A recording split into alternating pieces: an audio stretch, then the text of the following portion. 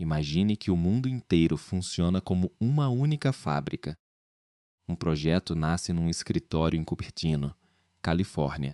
O chip que vai executar esse projeto é fabricado em Gassinshu, Taiwan, numa sala limpa que custou 20 bilhões de dólares para construir. As máquinas que gravam os circuitos nesse chip vêm de Veldhoven, na Holanda, uma empresa chamada Acimele, que fabrica os únicos equipamentos do mundo capazes de fazer litografia ultravioleta extrema. O chip é montado em Shenzhen, China. Os ímãs que vão dentro do motor do carro elétrico usam terras raras processadas em Bautou, Mongólia Interior. O software é escrito em Bangalore. O design final é aprovado em Londres. O produto é vendido em São Paulo, Lagos, Jacarta, Berlim. Esta não é uma descrição do futuro. É como o mundo funcionou nos últimos 40 anos. Por 4 décadas, a humanidade construiu algo que nunca existiu antes na história. Uma cadeia de suprimentos planetária, integrada, contínua, otimizada ao milímetro para o menor custo possível em cada etapa. Os economistas chamam esse período de a Grande Integração. Entre 1990 e 2018, ela tirou quase 1,3 bilhão de pessoas da pobreza extrema. Nunca, na história da civilização, tantas pessoas saíram da miséria tão rápido. O sistema funcionava através de uma arquitetura simples. Cada país fazia o que fazia melhor. Projeto nos Estados Unidos, manufatura na China. Componentes especializados no Japão e na Coreia. Matérias-primas da Austrália e da África. Ninguém precisava estocar nada. Tudo vinha just in time, na hora exata, sem desperdício, sem redundância. Era um sistema lindo no papel e por muito tempo funcionou. Mas ela tinha uma falha de design que ninguém quis enxergar. Ela otimizava para a eficiência, não para a sobrevivência. Em 2020, um vírus parou as fábricas de Xangai e o mundo descobriu que não havia respiradores, nem máscaras, nem insumos básicos para a indústria farmacêutica fora da China. Hospitais no Ocidente competiam entre si por lotes de equipamentos que dependiam de uma única cidade chinesa. Em 2022, a invasão russa da Ucrânia mostrou que a Europa dependia do gás de um país que estava disposto a invadir vizinhos. A Alemanha, motor industrial do continente, viu seu modelo energético desmoronar em semanas. E entre 2018 e 2026, a rivalidade entre Estados Unidos e China passou de guerra comercial para guerra tecnológica e depois para guerra de recursos. Cada tarifa, cada sanção, cada controle de exportação aprofundou a mesma descoberta. O sistema que nos tornou ricos nos tornou frágeis. A China perdeu 7,7 pontos percentuais de participação nas importações americanas desde 2018. O Vietnã e o México ganharam quase tudo que a China perdeu.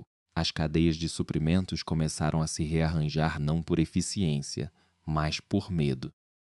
Nos anos 1990 e 2000, o modelo Just-in-Time eliminou estoques de segurança. Empresas descobriram que manter um galpão cheio de peças sobressalentes era dinheiro parado. Melhor comprar na hora, do fornecedor mais barato, onde quer que ele estivesse no planeta. O resultado foi uma eficiência milimétrica e uma fragilidade absoluta. Em 2026, o mundo está deliberadamente desmontando a fábrica única para construir várias fábricas separadas. O nome técnico é desacoplamento, decoupling. Os europeus preferem de-risking. A China chama de reglobalização. Não importa o nome, é o fim da eficiência pura como critério organizador da economia mundial. Mas desacoplar não é como desligar um interruptor. É como tentar separar 2 oceanos que se misturaram. Em 1987, um engenheiro de 56 anos uma decisão que, sem querer, definiria a geopolítica do século XXI. Morris Chang nasceu na China, estudou nos Estados Unidos, passou décadas na Texas Instruments. Aos 56 anos, voltou para Taiwan e fundou uma empresa com uma ideia que parecia absurda: uma fundição pura de semicondutores, uma fábrica que não projetava chips, apenas fabricava os chips que outras empresas projetavam. Na época, ninguém levou a sério. As grandes empresas, Intel, IBM, Texas Instruments, projetavam e fabricavam seus próprios chips. Por que terceirizar justamente a parte mais cara e mais difícil? Parecia um contrassenso econômico. Morris Chang apostou que o futuro não era integrado, era especializado, e ele estava certo. Hoje, a TSMC Taiwan Semiconductor Manufacturing Company fabrica mais de 90% dos chips mais avançados do mundo. Não 70%, 90%. Para entender o que isso significa, os chips que treinam os modelos de inteligência artificial mais poderosos do planeta, ChatGPT, Gemini Cloud, são fabricados quase que exclusivamente pela TSMC. Não existe plano B, não existe Fab 2. Se a TSMC parar por um mês, a economia global sente em horas. Uma empresa, um país, um monopólio fabril que o mundo inteiro aceitou porque era mais eficiente assim. E Taiwan não é qualquer país. Taiwan é uma ilha de 36 mil quilômetros quadrados, que a China considera uma província rebelde. Diplomaticamente, Taiwan não existe. Apenas 13 países mantêm relações formais com Taipei. Militarmente, Taiwan está a 180 quilômetros da costa chinesa. Economicamente, Taiwan é indispensável para a economia global. Essa contradição gerou uma teoria. Chamaram de escudo de silício. A ideia era elegante.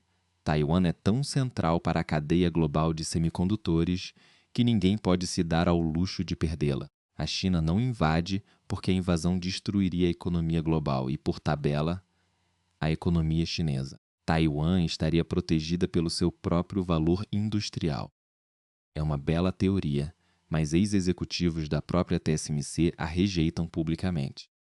Por que eu ia querer estar na linha de frente de uma guerra e ser usado como escudo? Disse um deles. O problema é simples. Um escudo protege o mundo. Mas quem protege o escudo?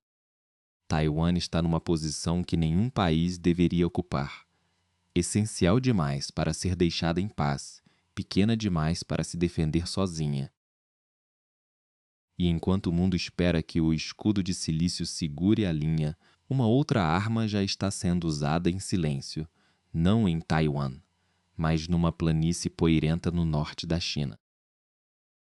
A 800 quilômetros a oeste de Pequim, na cidade de Baotou, há uma pilha de terra que parece não ter fim. É cinza, fina, tóxica, não parece valer nada. Essa terra vale mais que petróleo.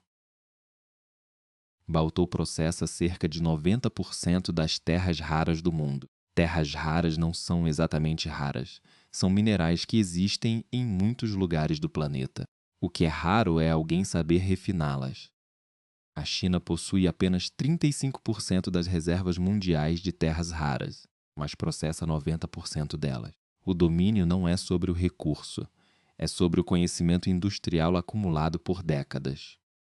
Ímãs de neodímio para motores elétricos, turbinas eólicas, mísseis guiados, fones de ouvido, discos rígidos, telas de celular. Cada um desses objetos precisa de terras raras para funcionar, e cada um depende, em alguma etapa da cadeia, do processamento chinês. Em dezembro de 2023, a China deu o primeiro aviso.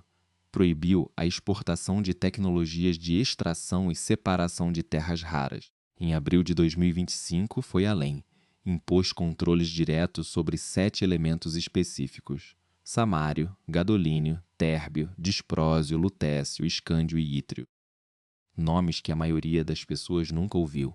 Mas sem eles, motores de avião derretem, turbinas eólicas param, mísseis não guiam, telas não acendem. O caso do ítrio é exemplar. O ítrio é usado em revestimentos cerâmicos que protegem motores e turbinas de temperaturas extremas.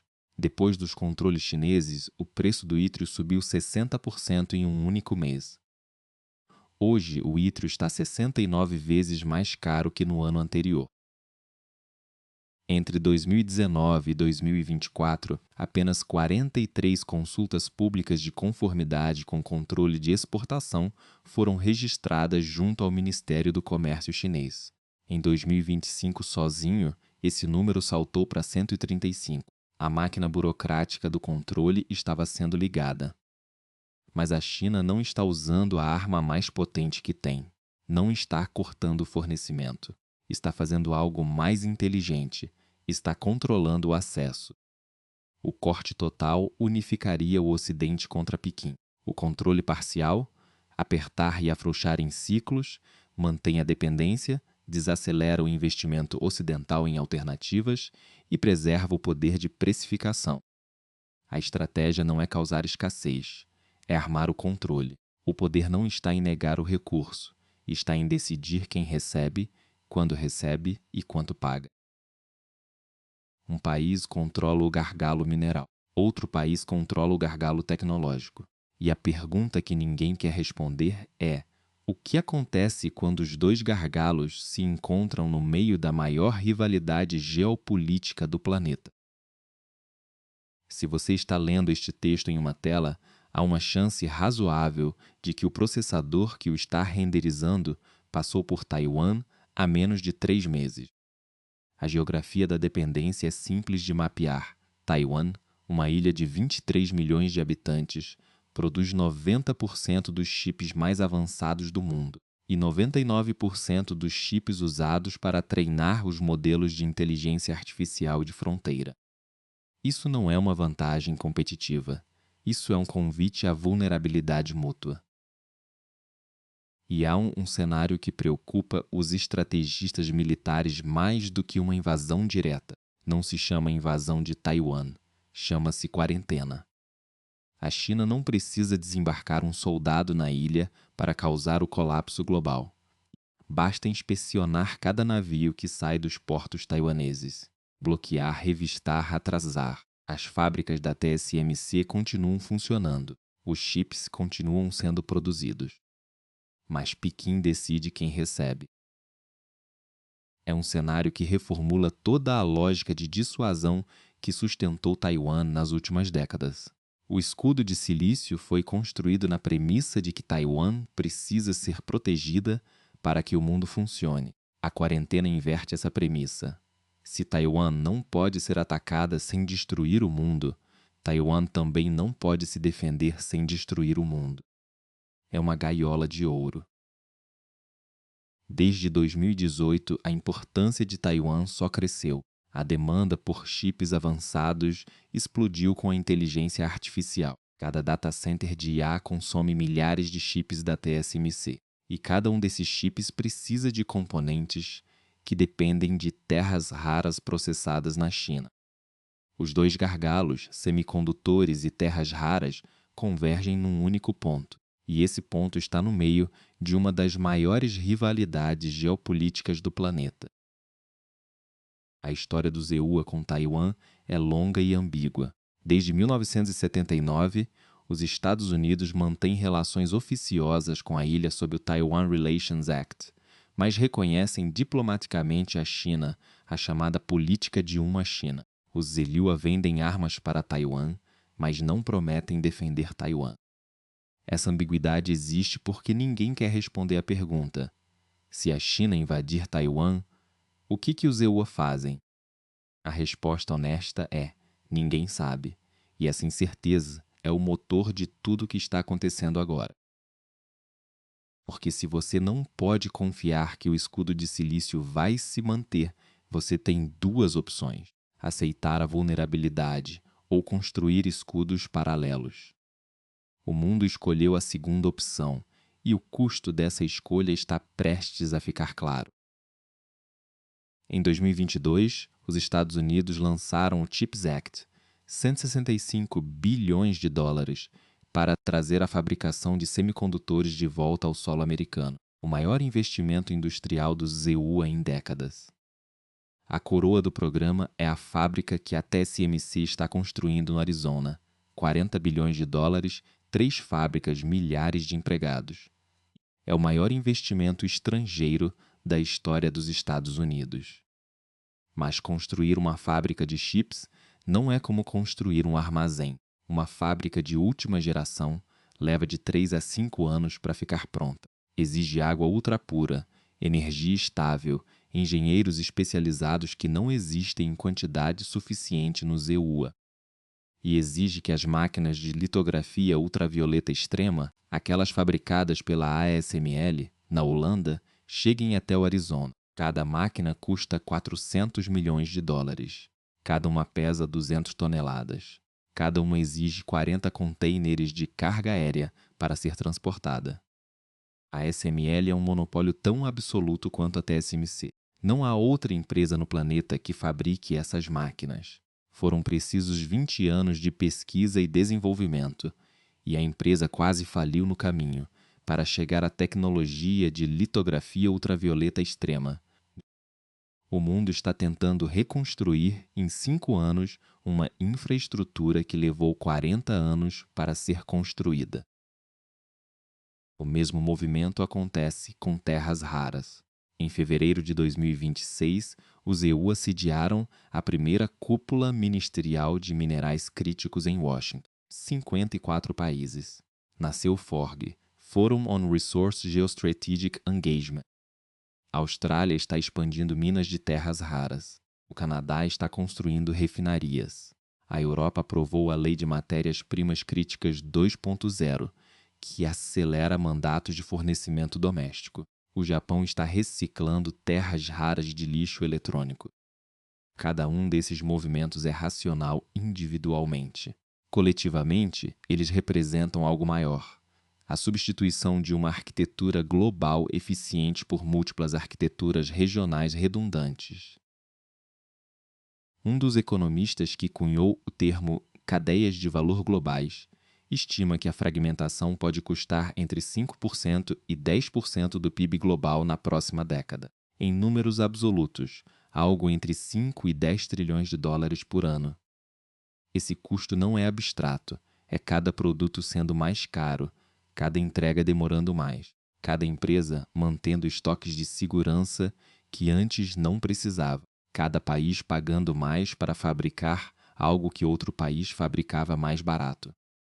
A resiliência tem um preço, e esse preço está sendo cobrado de todos ao mesmo tempo. E há um paradoxo que paira sobre tudo isso. A China reagiu aos controles americanos em semicondutores apertando seus próprios controles em terras raras. Os EUA reagiram aos controles chineses acelerando investimentos em mineração própria. A Europa reagiu aos dois aprovando leis de autonomia estratégica. Cada reação gera uma contra-reação.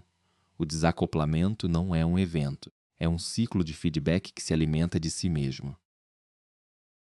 E no meio desse ciclo, há um país que tem 23% das reservas mundiais de terras raras, a segunda maior do planeta, e produz apenas 0,09% da oferta global. Esse país é o Brasil. O Brasil tem a segunda maior reserva de terras raras do mundo. São 23% de todo o potencial global do minério, distribuídos por 12 estados, de Goiás a Minas Gerais, da Bahia ao Amazonas, e produz apenas 0,09% do que o mundo consome. Esse hiato entre potencial e realização não é acidental. Ele conta uma história que se repete há décadas na economia brasileira. Em 2024, a primeira mina de terras raras fora da Ásia começou a operar em Minaçu, Goiás. Chama-se Serra Verde. É um depósito de argila iônica, o tipo de mineralização mais rentável para terras raras pesadas. Começou produzindo 678 toneladas no primeiro ano, com meta de 6.000 toneladas anuais até 2027. Emprega 350 pessoas, 66% delas são de Minaçu. Parece uma história de sucesso. Em abril de 2026, a Serra Verde foi comprada por 2,8 bilhões pela americana USA Rare Earth, a maior fusão do setor de terras raras da história. E aqui está o ponto. O que a nova dona decidiu fazer com a produção brasileira revela exatamente como funciona a divisão internacional do trabalho no século XXI. O minério extraído em Goiás vai virar um concentrado bruto. Esse concentrado será enviado para os Estados Unidos, onde uma fábrica, ainda em construção, vai separar os elementos. Depois, as ligas metálicas serão produzidas no Reino Unido, os ímãs finais na França. O Brasil extrai, os EUA separam, o Reino Unido industrializa, a França comercializa. Mais uma vez, o país que tem o recurso fica com a etapa de menor valor agregado da cadeia. Mas a história não termina aí. Há uma peça no quebra-cabeça brasileiro que poucos conhecem e que muda completamente a narrativa. Em Araxá, Minas Gerais, a CBMM, a maior produtora mundial de nióbio, descobriu que as terras raras estavam no rejeito da própria mina, no material que sobra depois de extrair o nióbio. Em parceria com o Instituto de Pesquisas Tecnológicas, a CBMM produziu, já em 2016, didímio metálico em escala de laboratório, a liga de neodímio e praseodímio usada para fabricar superímãs. E mais, um diretor da empresa disse uma frase que resume o dilema brasileiro com precisão quase cruel. O grande obstáculo tecnológico era chegar até aqui. Daqui para frente é uma tecnologia conhecida, publicada. Agora é uma questão de investimento e de mercado. O Brasil já provou tecnicamente que sabe fazer a separação. O conhecimento existe, mas nunca foi industrializado. O país tem o minério, tem o conhecimento científico, mas não tem a política de Estado que transforma potencial em produção. É a mesma história do pré-sal, a mesma do nióbio antes da CBMM. O Brasil senta sobre riquezas geológicas monumentais e demora décadas para transformá-las em soberania industrial. Em fevereiro de 2026, o Brasil assinou seu primeiro acordo internacional sobre minerais críticos. Não foi com os EUA, não foi com a China, foi com a Índia. Um memorando de cooperação técnica, sem metas de exportação. O Itamaraty chama isso de universalidade, negociar com todos, desde que o processamento ocorra em solo brasileiro. Mas o presidente Lula reconheceu publicamente: o Brasil só conhece 30% do seu próprio território geológico. 2/3 do potencial mineral do país sequer foram mapeados. 23% das reservas mundiais, 0,09% da produção, 70% do solo sem mapear. O Brasil não é um país que não tem o que explorar. É um país que ainda não descobriu o que tem. Enquanto o Brasil demora para descobrir o que tem debaixo dos pés, a Guerra dos Gargalos já está sendo travada com armas que ninguém esperava. Em outubro de 2025, a China fez algo que passou quase despercebido pela imprensa global. Ampliou seus controles sobre terras raras para cobrir não apenas os minerais, mas também os equipamentos de processamento e o conhecimento técnico necessário para refiná-los. Mas o mais importante, aplicou pela primeira vez a chamada regra do produto estrangeiro direto, o mesmo mecanismo jurídico que os EUA usam há décadas para controlar quem pode comprar chips americanos no mundo inteiro. A China aprendeu com os EUA, copiou o manual e agora está usando as mesmas ferramentas contra seus criadores. O resultado prático: a partir de 1º de dezembro de 2025, empresas com qualquer vínculo com forças militares estrangeiras, e a definição é ampla o suficiente para cobrir quase qualquer grande contratante de defesa, foram praticamente banidas de obter licenças de exportação de terras raras chinesas. Para empresas europeias, a taxa de aprovação de licenças caiu abaixo de 25%. Em alguns setores, os preços subiram 6 vezes. Isso não é guerra. Isso é guerra econômica. Uma guerra que não precisa de soldados, nem de bombas, nem de declarações formais de hostilidade. O termo técnico é armamento da interdependência. Você não corta o fornecimento do seu adversário, porque isso unificaria seus aliados contra você. Você apenas dificulta, atrasa, encarece, torna imprevisível. E enquanto o adversário gasta recursos tentando contornar cada novo obstáculo, você mantém o poder de decidir quando o próximo obstáculo aparece. É a Guerra Fria dos chips sendo vencida sem uma bomba ser lançada, e nenhum país está preparado para lutá-la. Os Estados Unidos já foram, até os anos 1980, o maior produtor mundial de terras raras. Perderam essa posição não por acidente geológico. As terras raras continuam no solo americano. Perderam por décadas de negligência estratégica, porque era mais barato importar do que minerar. O desacoplamento não é sobre China versus Estados Unidos. É sobre uma geração inteira de formuladores de políticas, no mundo inteiro, que otimizou para o errado. O sistema que construímos entre 1990 e 2020 foi um milagre econômico. Tirou bilhões da pobreza, criou produtos que custavam menos a cada ano, conectou o mundo de uma forma que parecia irreversível. Mas ele tinha um vício de origem, confundiu eficiência com sustentabilidade. As mesmas cadeias que barateavam os produtos também os tornavam frágeis. A mesma especialização que gerava riqueza também gerava dependência. A mesma integração que aproximava culturas também concentrava poder em pontos únicos de estrangulamento. Desmontar isso não é fácil, não é rápido e não é barato. As estimativas mais recentes, entre 5 e 10 trilhões de dólares por ano em perda de eficiência, 5 a 7 anos para reduzir parcialmente a dependência de terras raras chinesas, 3 a 5 anos para que as fábricas da TSMC no Arizona comecem a produzir chips avançados em escala. E tudo isso enquanto a tecnologia continua avançando, criando novas dependências antes que as antigas sejam resolvidas.